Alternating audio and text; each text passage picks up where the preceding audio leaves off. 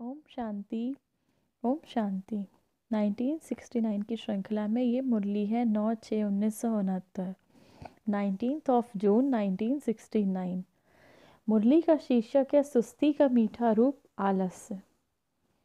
आज बाप दादा बच्चों से कहते हैं, सभी व्यक्त में होते अव्यक्त स्थिति में हो। अव्यक्त स्थिति किसको कहते हैं, उसकी पहचान है। बाबा कहते हैं अव्यक्त स्थिति किसको कहते हैं, उसकी क्या पहचान है। पहले है अव्यक्त स्थिति की पहचान और पहचान के बाद फिर है परख। तो इन दोनों बातों का ज्ञान है। अभी तक बाबा पूछते थे ना बच्चों से अव्यक्त स्थिति में हो कि नहीं हो। अब बाबा आज पहचान बता रहे हैं। अव्यक्त स्थिति किसको कहते हैं। अव्यक्त स्थिति माना व्यक्त का भान ना रहे। व्यक्त में कार्य करते हुए भी व्यक्त का भान कैसे नहीं रहेगा। व्यक्त में होते हुए अव्यक्त स्थिति रहे, ये कितना अनुभव होता है। आज बच्चों से बाबा पूछ रहे हैं, व्यक्त में हो, वाणी में हो, संसार में हो और उसके बाद भी अव्यक्त स्थिति रहे, ये कितना अनुभव होता है। आज ये सभी से पूछना है, अव्यक्त स्थिति में ज़्यादा से ज़्यादा कितना समय रहते हो। ज़्यादा में ज़्यादा कितना समय होना चाहिए मालूम है। बाबा पूछ रहे हैं ज़्यादा से ज़्यादा कितना समय होना चाहिए। 8 घंटा। संपूर्ण स्टेज के हिसाब से तो 8 घंटा भी कम है। आपके वर्तमान प्रसाद के हिसाब से 8 घंटा ज़्यादा है। तो कोई ने भी हाथ नहीं उठाया। अच्छा, जो 6 घंटे तक पहुँचे हैं वो हाथ उठाएं। बाबा बच्चों से हाथ उठवा रहे हैं कि अभी जो संपूर्ण अगर स्टेज को प्राप्त करना है तो 8 घंटा भी कम है, बट अभी आपके वर्तमान प्रसाद के हिसाब से 8 घंटा ज़्यादा है। कोई ने भी हाथ नहीं उठाया। अच्छा, जो 6 घंटे तक पहुँचे हैं बाबा उनसे हाथ उठवा रहे हैं। कोई नहीं उठाते हैं। अच्छा, 4 घंटे तक जो पहुँचे हैं वह हाथ उठाएं। कोई ने 4 घंटे में, कोई ने 2 घंटे में हाथ उठाया। तो बाबा कह रहे हैं इस रिज़ल्ट के हिसाब से कितना समय प्रसाद का चाहिए। कोर्स भी पूरा हो गया, रिवाइज कोर्स भी हो रहा है, फिर भी मेजॉरिटी की रिज़ल्ट, इसका कारण क्या है। बाबा कह रहे हैं कोर्स पूरा हो गया, रिवाइज कोर्स हो रहा है या रिवाइज मुरली चल रही है, फिर भी मेजॉरिटी की रिज़ल्ट, इसका कारण क्या है। सभी पुरुषार्थ भी करते हो, उमंग भी है, लक्ष्य भी है, फिर क्यों नहीं होता। अटेंशन कम है। किस बात का अटेंशन कम है। बाबा बच्चों से पूछते हैं, ये तो अटेंशन सभी रखते हैं कि लायक बने, नज़दीक आए, फिर भी मुख्य कौन सा अटेंशन कम है जिस कारण अव्यक्त स्थिति में कम रहती है। बाबा बच्चों से पूछ रहे हैं कौन सा ऐसा मुख्य अटेंशन है जिसकी वजह से आपकी अव्यक्त स्थिति कम रहती है। सभी पुरुषार्थी ही यहाँ बैठे हो। ऐसा कोई होगा जो कहेगा मैं पुरुषार्थी नहीं हूँ। पुरुषार्थी होते हुए भी कमी क्यों। वो कहते हैं अगर पुरुषार्थी हो तो पुरुषार्थी होते हुए भी कमी क्यों, क्या कारण है। अंतर्मुख रहना चाहते हुए भी क्यों नहीं रह पाते हो। अब आज बच्चों से क्वेश्चन कर रहे हैं, बहुत अच्छे अच्छे क्वेश्चन बाबा सवाल करते हैं ताकि बच्चों के दिमाग में विचार सागर मंथन चलता रहे।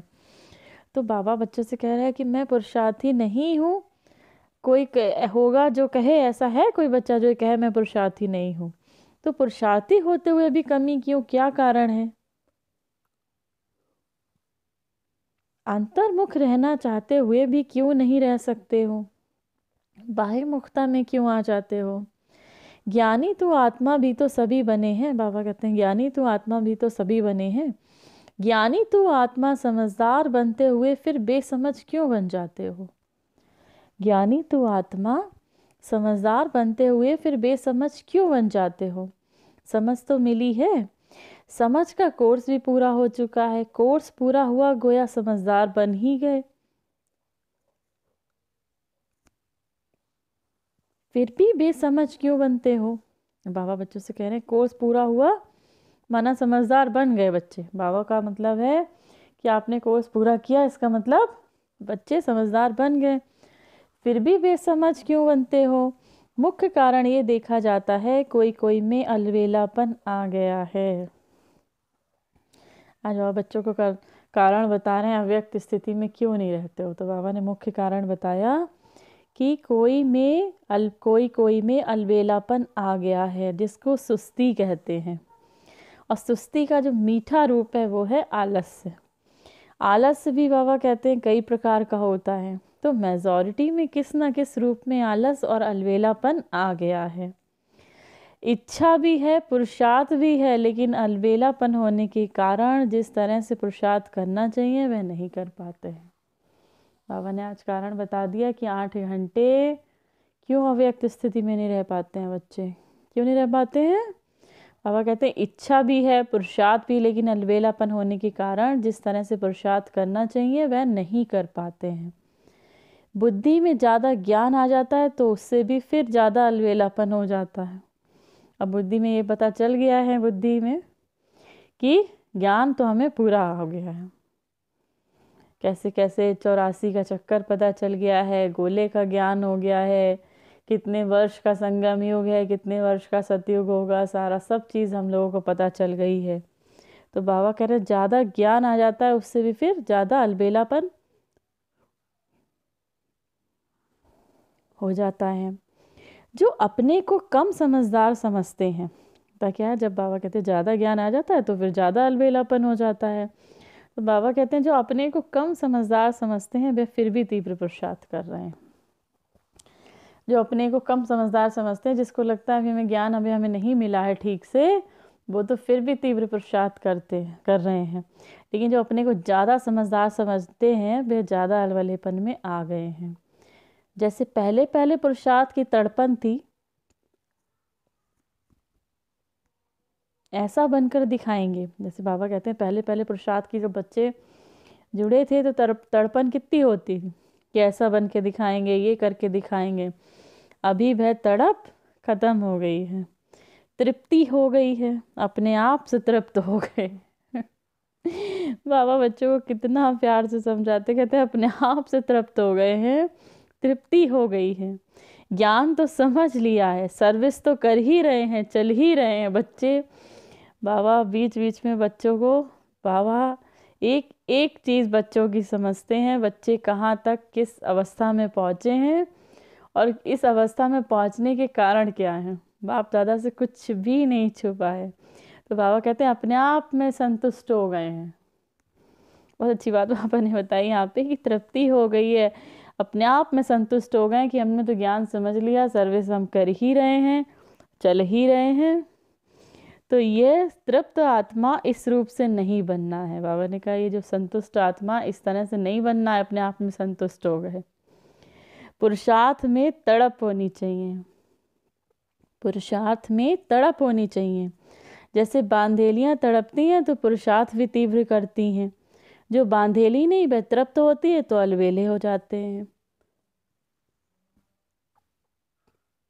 बाबा बांधेली किसको कहते हैं? बांधेली माना जो बंधन में बंधी हुई हैं, जो माताएं हैं। तो बाबा कहते हैं जैसे बांधेलियाँ जो माताएं हैं जो ग्रस्त में हैं वो तो तड़पती हैं, पुरुषार्थ भी तीव्र करती हैं। जो बांधेली नहीं है, जो कुमारियाँ हैं, कुमार हैं, जिनके पास कोई बंधन नहीं है, वह तो तृप्त हो जाते हैं और अपने आप में अलबेले हो जाते हैं। ऐसी रिजल्ट मेजॉरिटी पुरुषार्थियों की देखने में आती है। हमेशा समझो कि हम नंबर 1 पुरुषार्थी बन रहे हैं, बन नहीं गए हैं, बन रहे हैं। हमेशा समझो हम नंबर 1 पुरुषार्थी बन रहे हैं, बन नहीं गए हैं। तीनों कालों का ज्ञान बुद्धि में आने से अपने को ज़्यादा समझदार समझते हैं। जब तीनों कालों का ज्ञान अपनी बुद्धि में आ जाता है तो अपने को बाबा कहते हैं ज़्यादा समझदार समझते हैं। बाबा कहते हैं जो अपने को कम समझदार समझता है वो तो फिर भी पुरुषार्थ कर रहा है। जो अपने आप को ज़्यादा समझदार समझने लगे उन्होंने पुरुषार्थ बंद कर दिया है। पहले भी सुनाया था ना, जहाँ बालक बनना चाहिए वहाँ मालिक बन जाते हो, जहाँ मालिक बनना चाहिए वहाँ बालक बन जाते हो। तो अभी बच्चे रूप का मीठा मीठा पुरुषार्थ तो कर रहे हैं। बाबा कह रहे हैं अभी बच्चे रूप का मीठा मीठा पुरुषार्थ तो कर रहे हो, राज के अधिकारी तो बन गए हो, तिलक भी आ गया, लेकिन ये ढीला और मीठा पुरुषार्थ अभी नहीं चल सकेगा। बाबा ने कहा राज्य के अधिकारी तो बन गए हैं, तिलक भी आ गया, लेकिन ये जो ढीला और मीठा पुरुषार्थ है वो अभी नहीं चल सकेगा। जितना शक्ति रूप में स्थित होंगे पुरुषार्थ भी शक्तिशाली होगा। जितना शक्ति रूप में स्थित होंगे पुरुषार्थ भी शक्तिशाली होगा।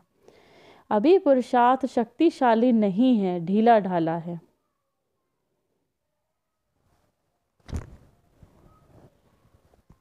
भी पुरुषार्थ में क्या है, बाबा कह रहे हैं शक्तिशाली नहीं है, ढीला ढाला है। पुरुषार्थी तो सभी हैं, लेकिन पुरुषार्थ शक्तिशाली जो होना चाहिए वह शक्ति पुरुषार्थ में नहीं भरी है। सवेरे उठते ही पुरुषार्थ में शक्ति भरने की कोई ना कोई पॉइंट सामने रखो। जब जैसे ही सवेरे उठते हो तो बाबा कहते हैं आज दिन भर में क्या करना है हमें, तो ऐसे शक्ति भरने के लिए कोई पॉइंट सामने रखो। अमृत वेले जैसे रूरिहान करते हो वैसे ही अपने पुरुषार्थ को शक्तिशाली बनाने के लिए भी कोई ना कोई पॉइंट विशेष रूप से बुद्धि में याद रखो। जैसे अमृत वेले में रूरिहान करते हो वैसे ही अपने पुरुषार्थ को शक्तिशाली बनाने के लिए कोई ना कोई पॉइंट विशेष रूप से बुद्धि में याद रखो।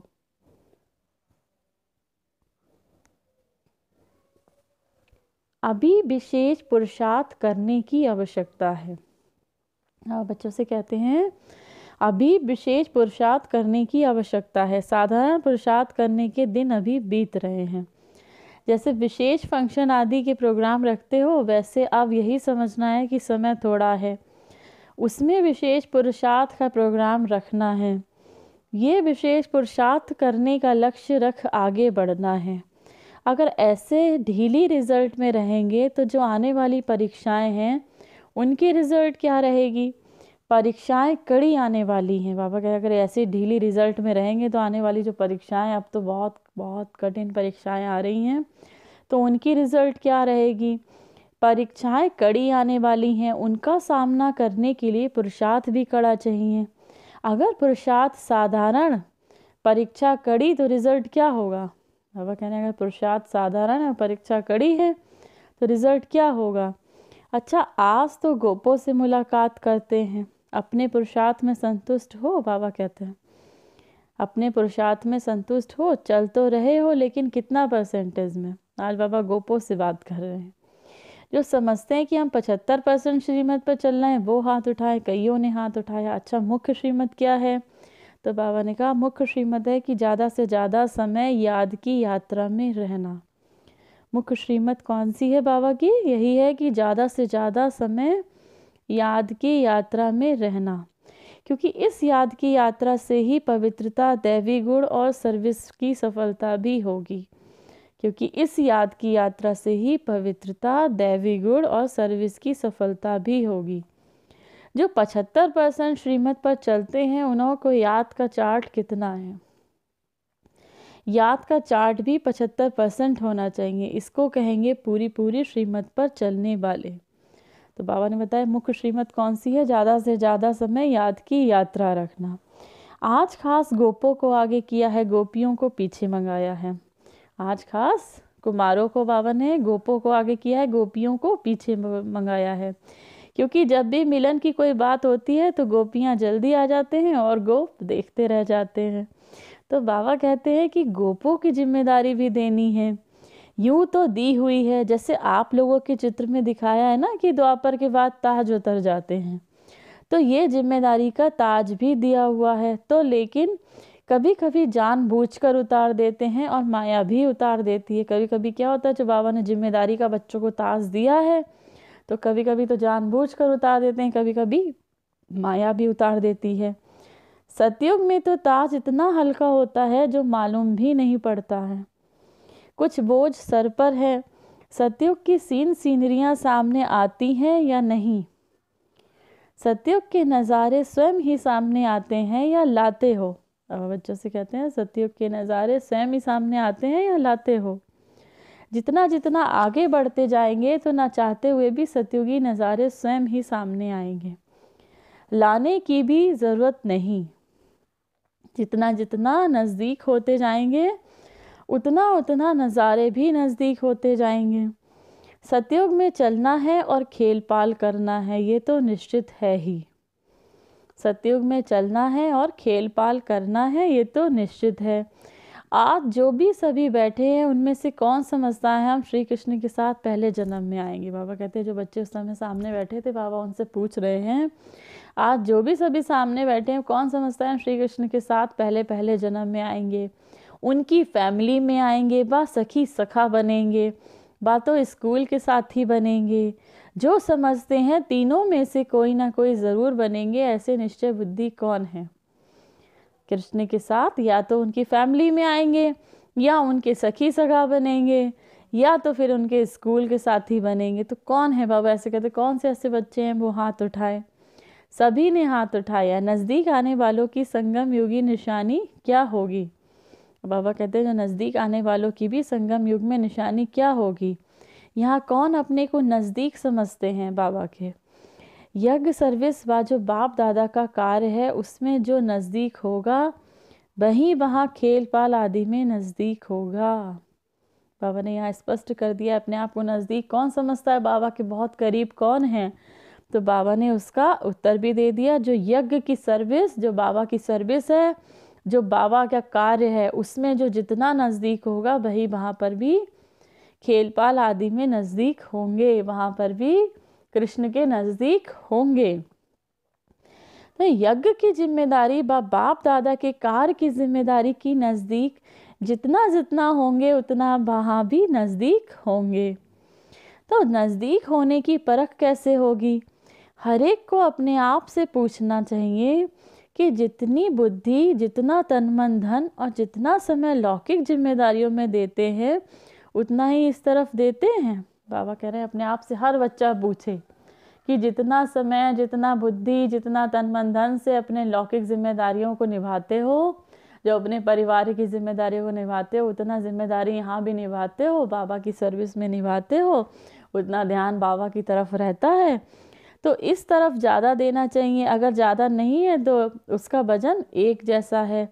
अगर दोनों तरफ का एक जितना है तो भी नज़दीक गिना जाएगा। बाबा ने कहा अगर दोनों तरफ बराबर से जिम्मेदारी उठा रहे हो, एक तरफ सर्विस भी कर रहे हो, दूसरा अपने परिवार की जिम्मेदारी भी उठा रहे हो, तो भी नज़दीक गिना जाएगा। इस हिसाब से अपने को परखना है। अभी तक रिजल्ट में लौकिक जिम्मेदारियों का बोझ ज़्यादा देखने में आता है। अभी तक रिजल्ट में लौकिक जिम्मेदारियों का, जो परिवार की जिम्मेदारी है, उसका बोझ ज़्यादा बाबा कह रहे हैं देखने में आता है। खास मुख्य गोपों को ये बातें ज़रूर ध्यान में रखनी चाहिए। आज का दिन जो बीता, कितना समय लौकिक जिम्मेदारी की तरफ दिया और कितना समय अलौकिक व पारलौकिक जिम्मेदारी की तरफ दिया। बाबा आज गोपों से बात कर रहे हैं, कुमारों से बात कर रहे हैं, भाइयों से बात कर रहे हैं, पूछ रहे हैं कि अपने आप से पूछो जो आज का दिन गया उसमें कितना लौकिक जिम्मेदारी, कितना पारिवारिक जिम्मेदारी में ध्यान दिया और कितना अलौकिक व पारलौकिक जिम्मेदारी की तरफ ध्यान दिया, कितने मददगार बने।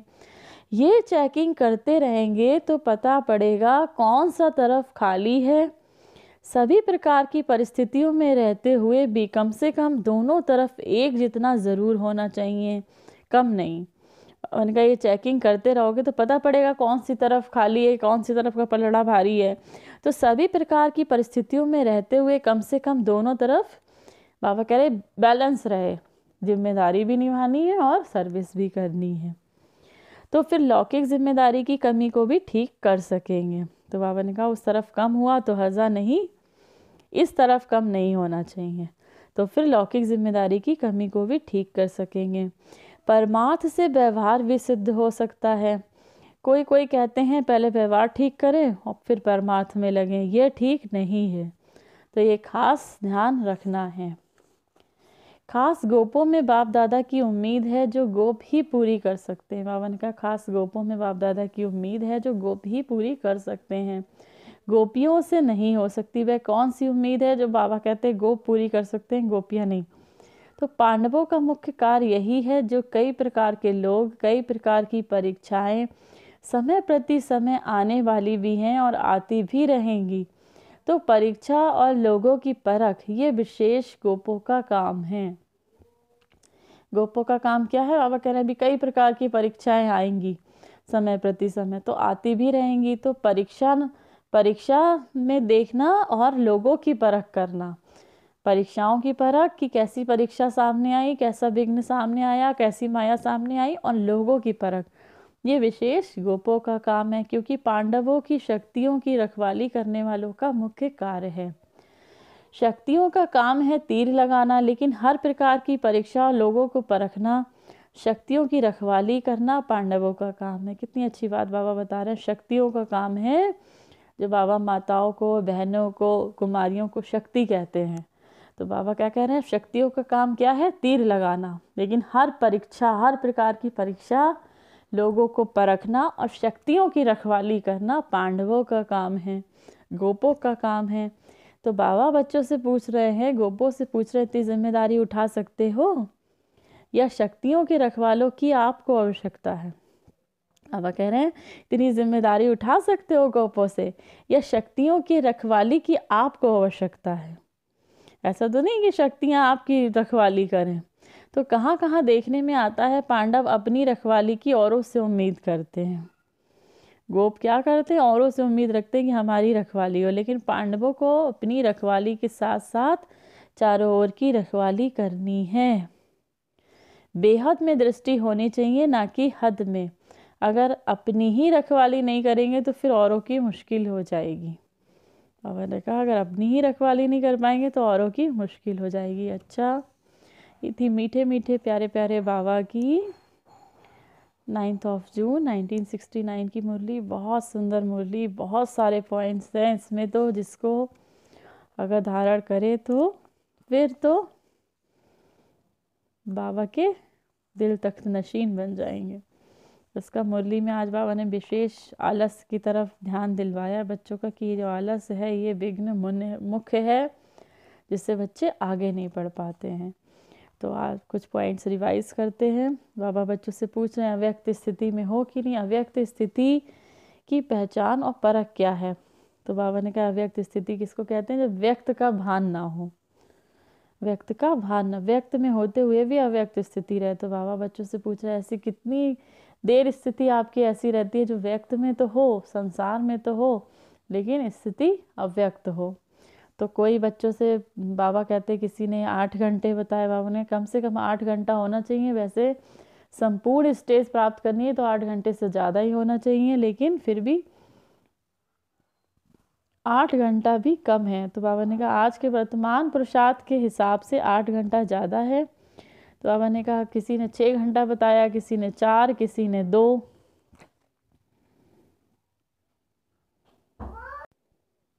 कोई रिजल्ट 2 घंटे की सुना रहा था। तो बाबा ने कहा कि इसका कारण क्या है। तो बाबा ने इसका कारण बताया कि रिजल्ट में कमी क्यों है। रिजल्ट में कमी इसलिए, एक तो अटेंशन बच्चे नहीं रखते हैं, दूसरा कारण है बाबा ने बताया कि अलबेलापन आ जाता है बच्चों में, जिसको सुस्ती कहते हैं। तो बाबा ने कहा कि और क्या कारण है, एक बच्चे अपने आप को ज़्यादा समझते हैं कि हमें बहुत ज़्यादा ज्ञान आ गया है। बाबा ने कहा अपने आप को ज़्यादा समझदार समझने लगते हैं तो भी फिर तीव्र पुरुषार्थ नहीं करते हैं। जो अपने को कम समझदार समझते हैं वो क्या करते हैं, वो अच्छा पुरुषार्थ करते हैं। तो बाबा कारण बता रहे बच्चों को। तो बाबा कहते जैसे पहले तड़पन थी बच्चों की, जब शुरू में बच्चे आए थे तो बहुत तड़प थी, तो वो तड़प नहीं ख़त्म करनी है। जैसे बांधेलियाँ तड़पती हैं जो बंधन में रहती हैं, वो तड़पती हैं, ऐसे ही वो तड़प तीव्र पुरुषार्थ भी करती हैं। तो बाबा ने कहा अपने आप को अपने आप ही से आप लोग बच्चों ने तृप्त कर लिया है, अपने आप ही अलवेले हो जाते हैं, अपने आप में संतुष्ट हो जाते हैं कि हमें पूरा ज्ञान आ गया है। उनका ऐसा नहीं बनना है। जितना शक्ति स्वरूप रहेंगे पुरुषार्थ भी शक्तिशाली बनेगा। और दूसरा बाबा ने बताया कि सवेरे उठते ही पुरुषार्थ में शक्ति भरने के लिए कोई पॉइंट अपने सामने रखो। जैसे अमृत बेले रोरिहान करते हो वैसे अपने में पुरुषार्थ को शक्तिशाली बनाने के लिए कोई ना कोई पॉइंट विशेष रूप से बुद्धि में याद रखो। अभी बाबा ने कहा विशेष पुरुषार्थ करने की आवश्यकता है, साधारण पुरुषार्थ करने के दिन बीत गए। तो बाबा बच्चों से आज गोपों से बाबा बात कर रहे हैं, गोपों को बहुत अच्छा समझा रहे हैं, पूछ रहे हैं कितनी % रिजल्ट है। तो श्रीमत के अनुसार कितना % चलते हो, तो 75%। किसी ने हाथ उठाया। तो बाबा ने कहा जैसे 75% श्रीमत पे चलते हो ऐसे याद का चार्ट भी 75% होना चाहिए।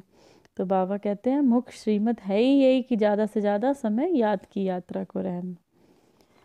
और बच्चों से और कहते हैं अगर सतयुग में चलना है तो खेल पाल करना है, सतयुग में भी चलना है और खेल पाल भी करना है। तो अब बाबा पूछते हैं कि कौन समझता है कि हम कृष्ण के साथ चलेंगे। कौन ऐसा कितने बच्चे हैं जो ये समझते हैं हम कृष्ण की फैमिली में आएंगे, उनके साथ आए, पहले उनके साथ जन्म लेंगे, उनके सखी सखा बनेंगे या फिर स्कूल के साथी बनेंगे। तो बाबा ने कहा उसकी पहचान यही होगी। सभी ने हाथ उठाया। तो जो यहाँ पे बाबा के यज्ञ में, सर्विस में जितने नज़दीक होंगे उतने ही उतने वहाँ पे कृष्ण के नज़दीक होंगे। तो ये नज़दीक होने की परख बाबा बता रहे हैं। कहते जितना बुद्धि से, तन मन धन से जितना लौकिक जिम्मेदारियों की तरफ ध्यान देते हो, उतना बाबा के सर्विस की तरफ भी ध्यान देना है, कम नहीं करना है। बाकी बाबा बात कर रहे हैं गोपों से। बाबा कहते हैं कि गोपों से उम्मीद है बाबा को कि जो भी परीक्षाएं आए सामने, लोगों को परखना है, तो ये सब किसकी जिम्मेदारी है? गोपों की जिम्मेदारी है। शक्तियों का काम क्या है? गोपियों का काम क्या है? तीर लगाना। लेकिन हर प्रकार की परीक्षा और लोगों को परखना और शक्तियों की रखवाली करना, ये गोपों का काम है, पांडवों का काम है। तो ये थी हमारे प्यारे प्यारे बाबा की बहुत सुंदर मुरली।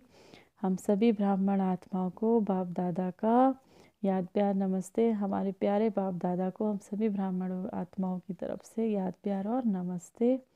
ओम शांति।